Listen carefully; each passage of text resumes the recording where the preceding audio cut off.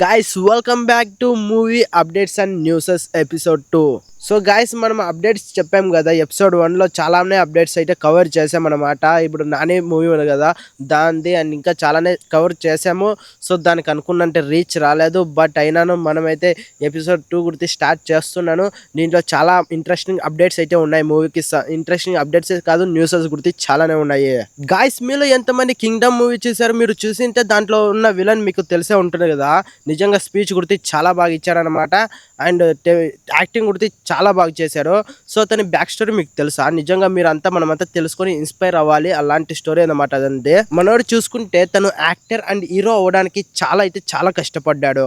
అతను వాళ్ళ ఊర్లో చూసుకుంటే ఇడ్లీ దోశ తెలుసు కదా, ఆ బండి అయితే పెట్టుకొని డైలీ అక్కడ కష్టపడి అక్కడ హీరో అండ్ యాక్టర్ అవ్వడానికి ఆ ఇండస్ట్రీలో, తమిళ ఇండస్ట్రీలో చిన్న చిన్న roles, side characters and villain roles చేసి చాలా కష్టపడి ఇప్పుడైతే ఈ స్టేజ్ లో ఉన్నాడు. అండ్ ఈ కింగ్డమ్ మూవీ వల్ల విజయ్ దేవరకొండ గారికి ఎంత ఫేమ్ వచ్చిందో లేదో నాకు తెలియదు, కానీ ఖచ్చితంగా ఇతను టాలీవుడ్ ఇండస్ట్రీలోకి అడుగు పెట్టాడని మాత్రం ఖచ్చితంగా చెప్తాను. అండ్ ఇతని పేరు చూసుకుంటే వెంకట్ విపి అని ఉంది. సో గాయస్, మీకేమనిపిస్తుంది? ఇతను టాలీవుడ్ ఇండస్ట్రీలోకి వస్తే బాగుంటుందో లేదో కింద కామెంట్ చేయండి. ఇక నెక్స్ట్ అప్డేట్ చూసుకుంటే మనం చాలా ఈగర్ గా వెయిట్ చేస్తున్న రాజాసాబ్ మూవీకి అయితే ఒక చిన్న సమస్య అయితే వచ్చింది. అదేంటంటే మనందరికి బాగా తెలిసిందే, రాజాసాబ్ మూవీ ప్రొడక్షన్ హౌస్ వచ్చేసి పీపుల్ మీడియా ఫ్యాక్టరీ. అండ్ ఒకప్పుడు దానికి ఫినాన్షియల్ గా హెల్ప్ చేసింది వచ్చేసి ఐవివై ఎంటర్టైన్మెంట్. సో వీళ్ళైతే ఫినాన్షియల్ గా హెల్ప్ చేసినందుకు people media factory Ivy entertainment తో ఒక అగ్రిమెంట్ అయితే చేసుకోండి.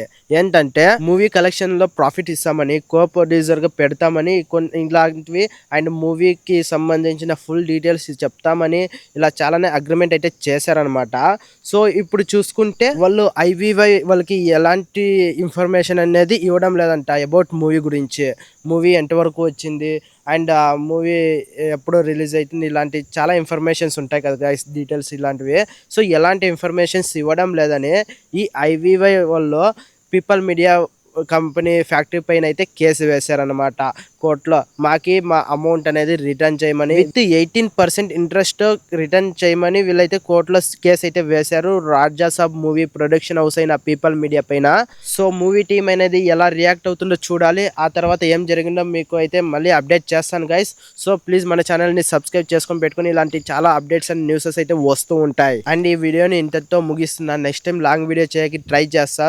సో ప్లీజ్ ఈ వీడియోకి వచ్చిన రీచ్ బట్టి నెక్స్ట్ టైం ఎలాంటి లాంగ్ వీడియో చేయాలా, షార్ట్ వీడియో చేయాలా అయితే ఆలోచిద్దాం గైస్. సో ప్లీజ్ ఈ వీడియోకి అయితే లైక్ చేయండి, అప్పుడే చాలా మందికి అయితే రీచ్ అవుతుంది. So please like and subscribe చేసుకోండి. నెక్స్ట్ వీడియోలో కలుసుకుందాం. Until then bye bye now.